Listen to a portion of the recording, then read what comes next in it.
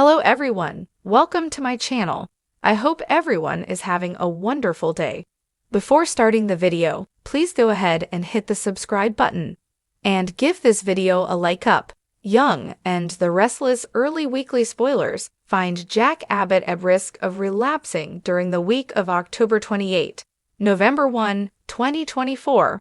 On Y&R, check out the latest spoilers for the CBS daytime drama. Next week, on Young and the Restless, Jack Abbott's good friend, Nikki Newman, is concerned about him. Currently, Jack's life is falling apart. He's still at odds with his son, Kyle Abbott. Plus, he's been publicly fighting with his wife, Diane Jenkins.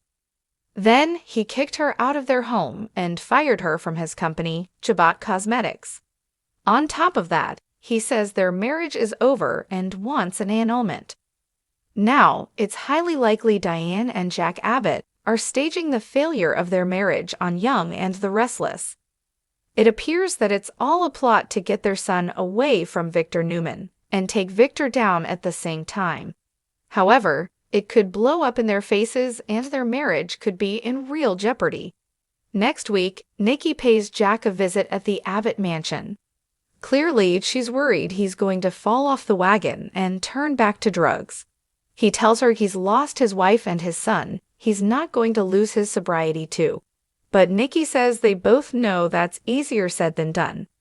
Even if Jack and Diane are putting on an act to make everyone believe their marriage is falling apart, it could very easily turn real. If so, there's a good chance Jack could relapse and spiral out of control on Young and the Restless. While Nikki Newman, Melody Thomas Scott, expresses her concerns to Jack Abbott, Peter Bergman, a blast from the past hits Genoa City. Coming up next week, Amy Lewis, Valerie Pettiford, visits Nate Hastings, Sean Dominic. She thanks Nate for seeing her again and says it's been a long time since she's been in Genoa City. Amy is a character from the 80s who supposedly has ties to Nate's family, and recent chatter suggests she tells Nate he has a brother who needs a transplant. So she asks him for help. Meanwhile, major drama erupts for Daniel Romalotti, Michael Graziadei. Next week, Chance Chancellor, Connor Floyd, arrests Daniel at the Genoa City Athletic Club. As he's reading Daniel his rights, Phyllis Summers, Michelle Stafford, is frantically screaming. Then, Christine Blair Williams, Laura Lee Bell, walks in on Young and the Restless. She tells them to stop and that she is there to represent Daniel. Of course, Phyllis is in disbelief because she and Christine can't stand each other. So she is bound to be furious that her enemy is defending her son. Y&R is full of drama next week. Don't miss a minute to see if Jack Abbott heads down a dangerous road on the CBS soap opera.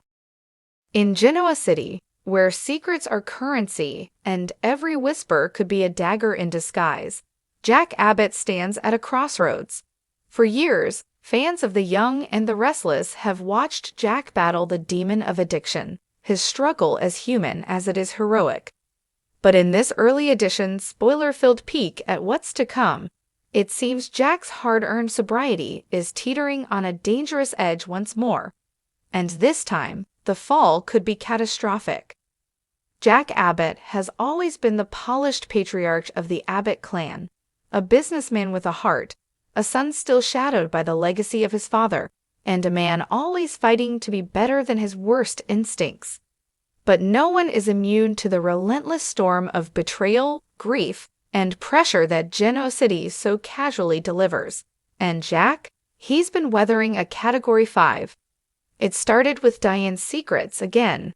Just when Jack believed he had found stability with her, a bombshell from her past reemerged like a ghost. Sources say Diane's connection to a man presumed dead will come to light, and Jack will be blindsided. The trust he fought to rebuild is fractured, and with his emotions spiraling, Jack does something he hasn't done in years. He walks into a bar. This isn't just about Diane. Jack has been a silent witness to a series of painful losses and mounting pressures.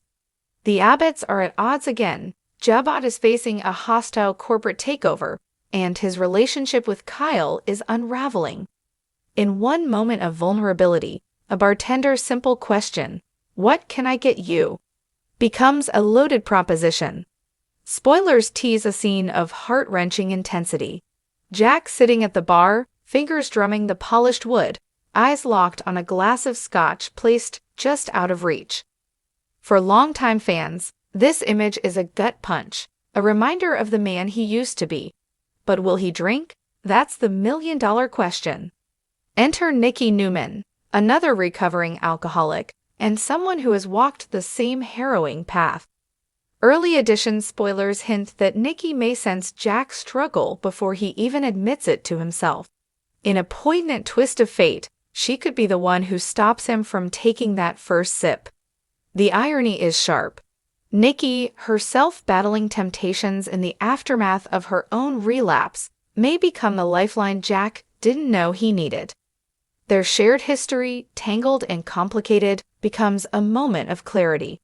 It's not about rekindling old flames, it's about surviving. About remembering that the person you are doesn't define the person you choose to be. Jack's descent isn't sudden, it's slow, gnawing.